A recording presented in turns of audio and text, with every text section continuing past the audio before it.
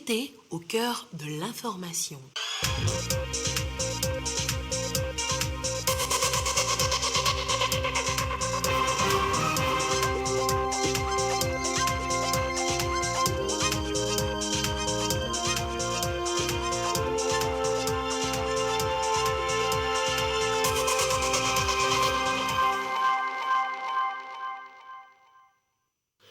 Bonsoir à tous et merci de votre attention. Dans l'actualité ce soir, la plénière à l'Assemblée nationale est sur la table des députés, la programmation budgétaire. L'exercice annonce déjà le projet de loi de finances 2022 en projet. La rentrée scolaire et les nouveaux enseignants lauréats du dernier concours en formation depuis ce matin en toile de fond, les techniques pédagogiques à revisiter avec leur déploiement lundi dans les établissements. Pendant ce temps, pour les élèves, traverser la route sur le chemin de l'école tous les matins, ce n'est pas la chose la plus simple. Rentrée scolaire et sécurité routière, c'est notre dossier ce soir. Nous en parlions déjà dans nos éditions précédentes à la faveur de la 5e réunion internationale sur la protection civile. Le Togo est le seul pays à construire un entrepôt de stockage de matériel. Bon exemple souligné lors de la rencontre OIPC que renferme cet entrepôt à Tévi, à 35 km de la capitale. Nous avons suivi ce matin la délégation OIPC sur place. Voilà, madame, monsieur, le sommaire. Bienvenue. Voilà pour le programme de ce soir. Il y a un peu plus de mois, le gouvernement en Conseil des ministres est revenu sur le sujet, la construction de 20 000 logements sociaux. Le chantier a fait encore ce jeudi l'objet de discussions. La présidence de la République, le chef de l'État Fornas Ingbe, a reçu à ce propos le directeur général et une délégation de Schletter Afrique. L'entreprise souhaite mettre sa main au projet. Les précisions avec son directeur général au sortir de l'audience avec le chef de l'État. We are pleased to be invited by Your Excellency here to pay a courtesy call. Nous avons été invités par Son Excellence le Président de la République pour parler du partenariat entre Shelter Afrique et le gouvernement du Togo. Nous avons été introduits par Son Excellence Monsieur le ministre de l'Urbanisme, de l'Habitat et de la Réforme foncière. Le partenariat consiste à accompagner le programme de logements sociaux de 20 000 unités qui est inscrit dans le plan de développement du Togo. Et Shelter Afrique s'engage à contribuer pour 3 000 unités. Et c'est dans ce cadre que nous sommes là. Le mois prochain, il y a une équipe technique qui viendra faire les diligences nécessaires qui vont nous permettre d'aller directement dans la phase de mise en œuvre. We will be sending a mission to Togo in October to do the necessary due diligences. Et en première audience, le président Fornas Ingbe a conféré d'abord avec la secrétaire générale de l'Organisation internationale de la protection civile et sa délégation. Une rencontre avec le chef de l'État après les travaux de la 5e réunion des pays africains membres de l'OIPC. À l'occasion, la secrétaire générale a exprimé au président de la République sa gratitude et sa reconnaissance. Elle est au micro TVT de Ramdan Mbassina. J'ai tenu à dire merci au chef de l'État pour le soutien de ma candidature le 14 octobre 2020 parce que la voix du Togo a contribué à me porter à la position que j'occupe aujourd'hui. Et le remercier également pour toutes les actions du Togo en faveur des missions de l'OIPC. En habitant déjà l'entrepôt de l'OIPC à Sévier, en acceptant de recevoir cette réunion, et puis tout ce que nous avons vu qui est fait au niveau du Togo dans le cadre de la promotion des missions de l'OIPC pour la protection des populations, de leurs biens et de la sauvegarde de l'environnement. Déjà, ce que nous avons vu au Togo, c'est un exemple à suivre par d'autres pays africains qui font face au même type de risque de catastrophe qu'ici.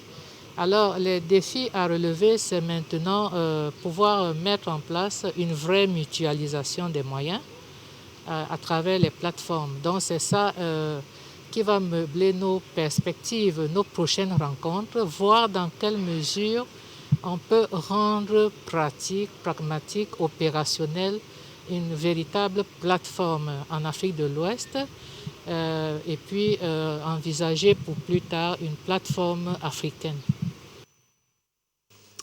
Et voilà, et la secrétaire générale en parlait tout à l'heure. Nous reviendrons dans le courant de cette édition sur cette visite à Thiéviers, à l'entrepôt OIPC. En attendant, image encore de la secrétaire générale de l'OIPC et de sa suite à l'Assemblée nationale. C'était dans la matinée, entrevue, vous le voyez à l'image, avec la présidente Yawa Dibore Tchegan. Les discussions, là aussi, ont porté sur les actions en matière de protection civile, le rôle précisément de la représentation nationale. Le Togo, vous le savez, a de l'expertise en la matière, notamment en période d'inondation. Les retenues d'eau sont un bon exemple. À l'Assemblée nationale, cette fois, nous y sommes. D'ailleurs, restons-y, pas de projet de loi sur la table des députés ce jeudi pour la plénière. Je vous l'annonçais au sommaire, en lieu et place des discussions consacrées à la programmation budgétaire et économique pluriannuelle sur les 2 prochaines années. L'exercice prépare déjà le projet de loi de finances 2022. Marie-Reine Abeta, Marie-Ange Bida. Trop de détails secteur par secteur. Débat ouvert à l'Assemblée nationale. Au centre des discussions législatives, la programmation budgétaire et économique pluriannuelle 2022-2024. Les députés y apportent leur touche. Nous voudrions vous rassurer, Madame la Présidente de l'Assemblée nationale, honorables députés, que vos observations très riches et pertinentes, vos suggestions avisées seront prises en compte dans la finalisation du projet de loi des finances exercice 2022. Le document se décline en 5 axes. Entre autres, les perspectives économiques nationales et la trajectoire des finances publiques 2022-2024. Le Parlement, par cette séance, joue donc sa partition dans la phase préparatoire du projet de loi de finances exercice 2022. Je me félicite donc de la qualité des discussions constructives que nous avons eues. La disponibilité du gouvernement à approfondir le dialogue avec l'Assemblée nationale s'est arrimée avec l'intérêt des députés à veiller au bien-être de nos populations. Je suis encore plus heureuse de savoir que les données du document de programmation budgétaire et économique pluriannuel affichent des perspectives économiques et financières rassurantes malgré la persistance de la crise sanitaire à la COVID-19. Oui, notre économie se redresse rapidement et puissamment. C'est le résultat de mesures innovantes et protectrices que notre pays a adoptées dès le début de la crise sanitaire grâce à la vision pragmatique du président de la République, son Excellence M. Faure Essozimna Gnassingbé. Plusieurs réformes structurelles ont été mises en œuvre avec des résultats tangibles et incontestables. Globalement donc, les orientations du document de programmation budgétaire et économique pluriannuel sont, à notre avis, réalistes avec un scénario macroéconomique crédible. Cependant, l'Assemblée nationale n'aurait de cesse d'attirer l'attention du gouvernement sur les faiblesses inhérentes au processus d'exécution budgétaire qui peuvent parfois retarder l'atteinte de certains résultats. À ce titre donc, il est nécessaire de poursuivre le renforcement de capacités au profit des administrations publiques pour une meilleure absorption des investissements afin de soutenir la réalisation des niveaux de création de richesses prévus. Par ailleurs, la consolidation de la mise en œuvre du budget programme est un atout non négligeable à cet égard. La trajectoire initiale a été substantiellement modifiée par rapport au débat d'orientation des finances publiques. Nous avons de concert préconisé des éléments d'une stratégie de réduction vertueuse des dépenses publiques pour notre pays. Je me permets donc d'encourager le gouvernement à analyser et à prendre en compte les recommandations de l'Assemblée nationale. La crise sanitaire liée au Covid-19 est toujours d'actualité. Cependant, le monde entier est en plein dans la reprise des activités économiques et le Togo est dans la même dynamique. Je vous l'annonçais tout à l'heure, retour sur l'OIPC, l'Organisation internationale de la protection civile, en visite ce matin à Thiévié. C'est à 35 km de Lomé. L'attraction sur place, eh bien, c'est l'entrepôt logistique construit par notre pays. Un exemple d'ailleurs dans la sous-région. Que renferme cet entrepôt? Réponse dans ce reportage de Antoinette Omovovo. À vue d'œil, c'est un amas de bazar. Mais c'est en réalité du matériel de sauvetage haut de gamme parqué dans cet entrepôt à Thiévié à 35 km de Lomé. Un entrepôt OIPC, Organisation internationale de la protection civile, destiné aux opérations de secours dans tous les pays de la sous-région. Il y a les motopompes, des purificateurs d'eau, des lampes, des gaz, des réchauds à gaz, des matériels de secours d'urgence en cas d'inondation ou en cas d'un incendie. En visite ce jeudi sur le site, la délégation de l'OIPC inspecte et explore les solutions pour l'utilisation conséquente du matériel. Par rapport aux perspectives, c'est de voir ensemble comment on va pouvoir renforcer ces magasins et comment on va pouvoir procéder pour que chaque pays membre puisse bénéficier de ces matériels en temps opportun en cas de nécessité d'utilisation pour les besoins d'urgence. Au-delà de la formation sur l'usage et la maintenance du matériel, formation déjà reçue par le Niger, le Burkina Faso, le Bénin, le Ghana et le Togo, un exercice de simulation va bientôt rendre pratique les techniques apprises. Sur la route de l'entrepôt, la délégation a fait escale sur le site qui va bientôt abriter le siège de l'Agence nationale de la protection civile ANPC et le Centre national des opérations d'urgence. Antoinette Omovovo, merci. Autre sujet évoqué ce soir, la rentrée scolaire. Mais d'abord, les enseignants et la nouvelle recrue du dernier concours bientôt déployés dans les écoles. Auparavant, il faudra d'abord passer par la case formation. Nous y sommes avec le démarrage ce matin des premières séquences. Christine Pétikialoudet. Donc quand on parle de voie hiérarchique, vous quittez l'établissement scolaire, vous allez à l'inspection, vous allez à la direction, vous allez au secrétariat général. Répartis dans des salles différentes pour cette formation, ils représentent une partie des nouvelles recrues du dernier concours de l'enseignement. 332 au total pour la région maritime.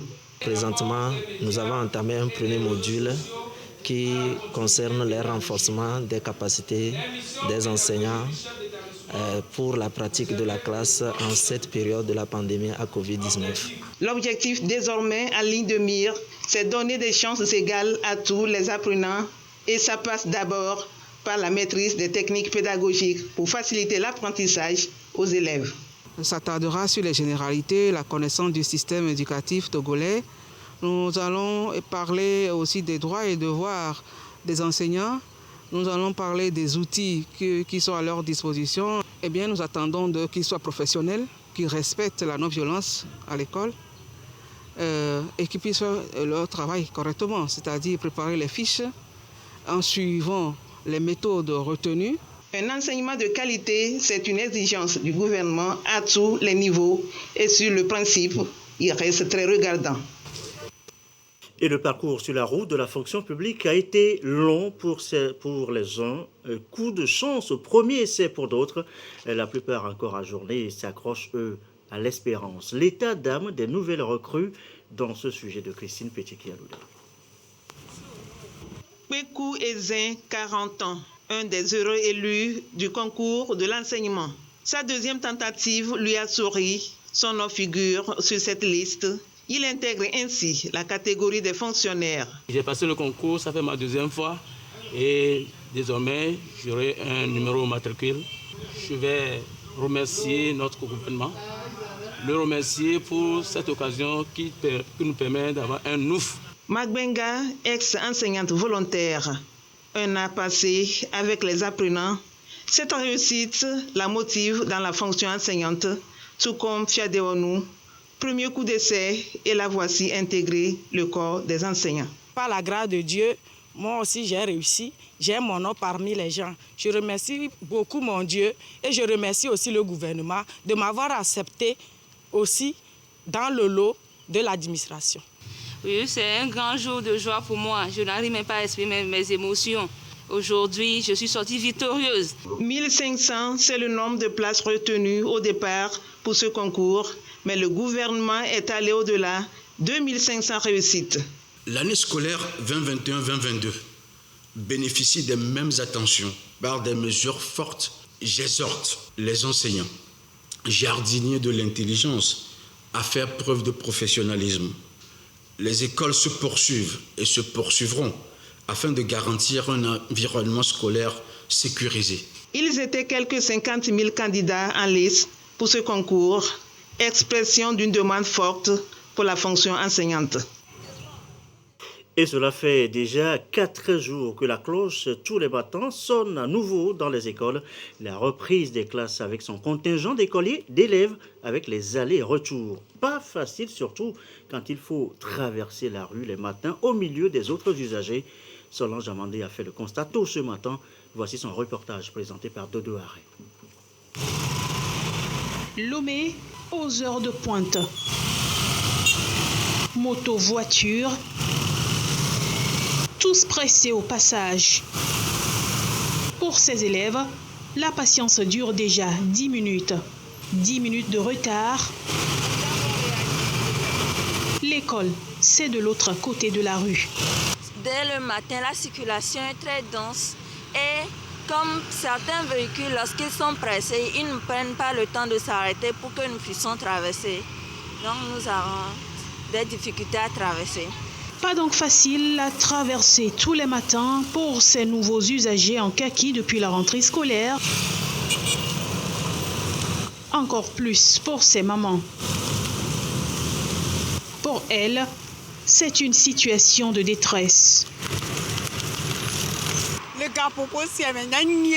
C'était compliqué pour moi de traverser toute seule la route. Alors j'étais obligée de solliciter l'aide d'un passant qui m'aidait dans la traversée. Je suis très contente aujourd'hui parce que les agents routiers nous facilitent la traversée.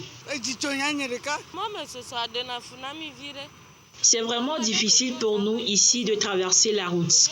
Même quand tu donnes un signal aux conducteurs de voitures et motos, ils ont vraiment de la peine à s'arrêter pour permettre aux enfants de traverser la route. Nous demandons au gouvernement togolais de nous aider à trouver une solution afin que la traversée soit facile pour nos enfants. Parfois, en dehors de la police, il y a de bonnes volontés qui organisent la traversée. Du bénévolat, tout simplement. Au moment qu'ils ont commencé par faire le goudron, bon, en ce moment-là, moi, je suis à côté ici, là. Je voyais comment les enfants souffraient pour traverser et dire, ah, mais les enfants là vont souffrir de telle façon, c'est pas bon. Et j'ai commencé par les faire traverser. Pressé, bien sûr, pour le service du matin, mais au volant ou à moto, qu'on se souvienne que quelque part, son enfant traverse aussi une rue sur le chemin de l'école. De Douaré, Solange Amandé, merci. L'actualité, c'est aussi l'ouverture ce vendredi aux Émirats Arabes Unis de l'exposition universelle de Dubaï 2020. Notre pays, vous le savez, y prend part. Pavillon tout près déjà dans la capitale émirati. L'ambassadeur du Togo sur place, Saad Ouro Sama, a constaté d'ailleurs ce matin le caractère authentique et attrayant des installations togolaises. Des dizaines de millions de visiteurs et surtout d'investisseurs sont attendus par Kweku Banka Johnson et son équipe sur place. La suite est ce communiqué du ministre de la Sécurité et de la Protection civile.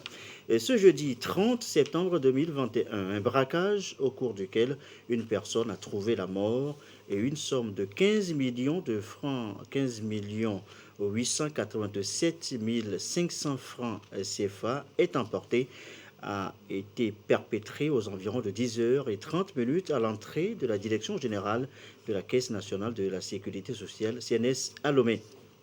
En effet, ce matin, 2 employés d'une société de transfert de numérique sise au quartier Bekota qui venaient d'opérer un retrait d'argent dans une banque de la place se rendaient à dos de leur moto à la CNSS où ils devaient suivre un dossier les concernant.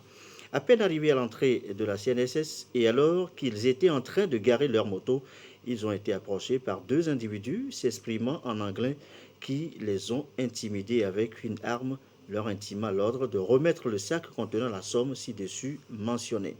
Face à la résistance du porteur du sac, le nommé Chinou est l'homme, âgé de 32 ans, agent de transfert de numéraire. L'un des malfrats le tire à bout portant à la poitrine avant de s'emparer du dit sac et de prendre la fuite avec l'aide du second binôme qui tirait des coups de feu en l'air pour repousser toute tentative d'intervention. Évacué aux urgences du CHU Campus, celui-ci succombera plus tard des suites de ses blessures. Alertée des faits, la police nationale s'est immédiatement transportée sur les lieux aux fins de constatation. Une enquête est ouverte en vue de l'identification et de l'interpellation des auteurs de braquage. Le ministre de la Sécurité et de la Protection civile présente, au nom du gouvernement, sa compassion et ses condoléances à la famille éplorée. Il invite par ailleurs les uns les autres à la vigilance. Il tient en outre à rappeler à la population et aux opérateurs économiques en particulier que les services de sécurité sont toujours disponibles pour les accompagner dans leurs différentes opérations de retrait ou de dépôt d'argent auprès des institutions bancaires. Communiqué est signé du général de brigade Damran Yak. Il est 20h22 à l'étranger. Première destination ce soir, l'Algérie. Le pays démarre sa production de vaccins anti-Covid. C'est le deuxième pays après l'Afrique du Sud à se lancer dans la fabrication du vaccin contre le Covid sur le continent.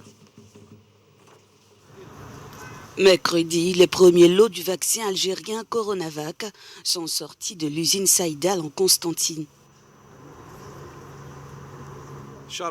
C'est un honneur et une fierté de produire le premier vaccin algérien contre le coronavirus. C'est une grande réussite. L'usine Saïdal devient ainsi le premier laboratoire pharmaceutique en Afrique à disposer de la licence du laboratoire chinois Sinovac pour fabriquer le vaccin algérien. À terme, l'Algérie produira 8 millions de doses par mois, une production qui pourrait être doublée. Elle a déjà une expérience et des compétences avérées au niveau de ce site, techniques, technologiques et humaines, qui ont déjà fait dans le passé de l'insuline, qui ont fait aussi l'hépatite, donc qui sont vraiment spécialistes dans ce qu'on appelle les biotechnologies. Donc c'est pour cette raison que nous avons choisi cette usine pour fabriquer le premier vaccin qui sortira en Algérie. Cette innovation intervient alors que plusieurs groupes pharmaceutiques européens s'opposent à la levée des droits de propriété intellectuelle, notamment sur les vaccins anti-Covid, pour permettre la production de vaccins moins coûteux sur le continent. Et dans la foulée, voici la situation à ce jeudi 30 septembre 2021, la situation de la pandémie au nouveau coronavirus Covid-19 au Togo qui se présente comme suit. Le nombre de cas confirmés est de 25 429 avec 61 nouveaux cas depuis hier. Le nombre de personnes guéries est de 23 061 avec 153 nouveaux guéris depuis hier.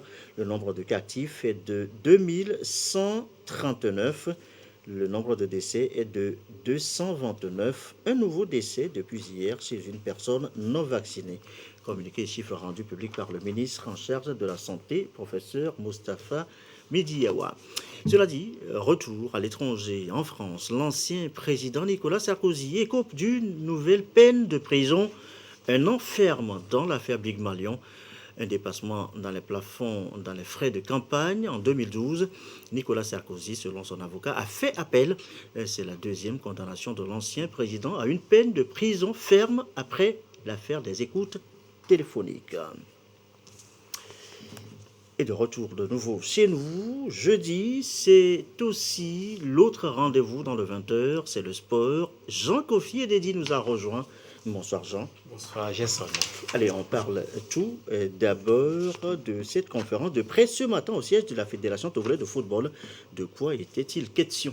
Oui, il était question de la présentation de la liste des éperviers convoqués pour la double confrontation face au Congo-Brazza, comptant donc pour les 3e et 4e journées des éliminatoires de la Coupe du Monde Qatar 2022. Et c'est le sélectionneur national Paulo Duarte qui a donc procédé à cette présentation. Le compte rendu est signé Laurent Roumavon.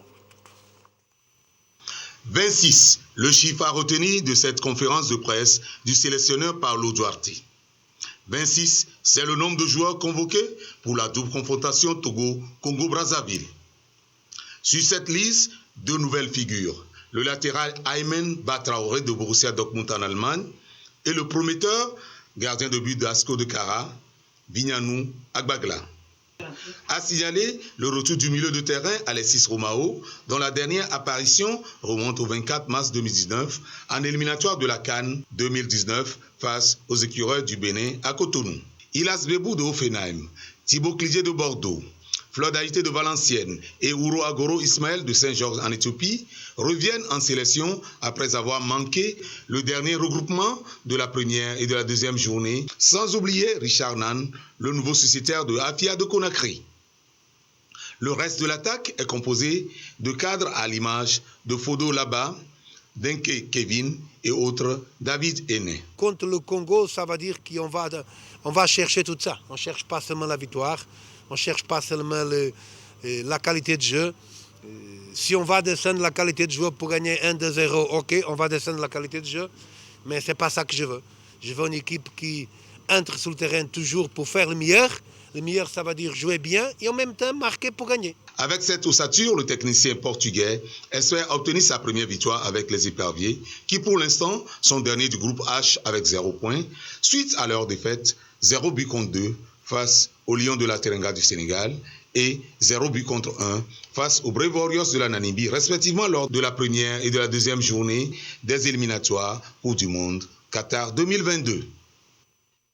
Mardi et mercredi, Londres a disputé la deuxième journée des phases de groupe de la Ligue européenne des champions. Bien évidemment, Jason, et au tableau des performances de cette deuxième journée, on note la large victoire du Bayern de Munich au départ du Dynamo Kiev, 5-0. Le FC Barcelone, quant à lui, a sombré donc à Lisbonne face à Benfica local 0-8 contre 3. Le résumé de cette deuxième journée, il est signé Aflim Johnson.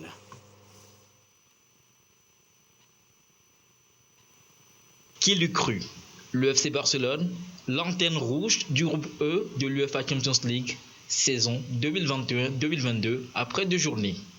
Les Catalans ont sombré 3-0 à Lisbonne sur la pelouse du Benfica. 6 buts encaissés en 2 matchs et pas un seul marqué, les Blaugrana s'enfoncent. Tout l'inverse pour le Bayern Munich en roue libre face au Dynamo Kiev 5-0. La copie de la Juventus Turin est toute nickel dans le groupe H suite à son deuxième succès en autant de sorties dans la C1 cette saison. Les Blues de Chelsea sont les victimes de la vieille dame, 0 but contre 1. Comme dans un rêve d'enfant, le Sheriff Tiraspol de Moldavie plane dans le groupe D. Les Moldaves, maîtres d'un soir au Santiago Bernabéu chez le Real Madrid, surpris 1 but contre 2. 2 sur 2, le Sheriff est décidément le coup de cœur du moment sur la grande scène footballistique européenne. Les Reds de Liverpool dans le groupe B et l'Ajax Amsterdam pour le compte du groupe C, eux aussi enchaînent. Pendant que Liverpool et son duo d'attaquants africains Mohamed Salah et Sadio Mané étriaient le FC Porto 5-1, l'Ajax Amsterdam de son côté dominait le Beşiktaş Istanbul 2-0. Lionel Messi s'est réveillé enfin et la Pulga a frappé Manchester City. Défaite des Anglais au Parc des Princes 0 but contre 2. Grâce à cette victoire, le Paris Saint-Germain dirige le groupe A. Manchester United, lui, a dû attendre les ultimes secondes de son match face à Villarreal pour l'emporter 2-1. Le coup de génie du phénomène portugais Cristiano Ronaldo a fait la différence. Le Lille Olympic Sporting Club de France est, lui, tombé en Autriche face au Red Bull Salzbourg 1 contre 2 dans le groupe G. Sacré Cristiano Ronaldo. Alors, ce sera tout pour votre page des sports jeudi. Merci Jean-Kofi. Allez, on referme cette édition sur ces muralistes marocains à l'œuvre pour redessiner l'espace urbain du pays quand l'art trace la ville de Rabat Vous le voyez, et c'est du beau, c'est de l'art. Et ceci referme ce rendez-vous du soir. Merci à vous qui nous suivez ce soir de partout, encore plus à Sada, c'est dans le goût, et comme d'habitude, toujours fidèlement. Très belle soirée.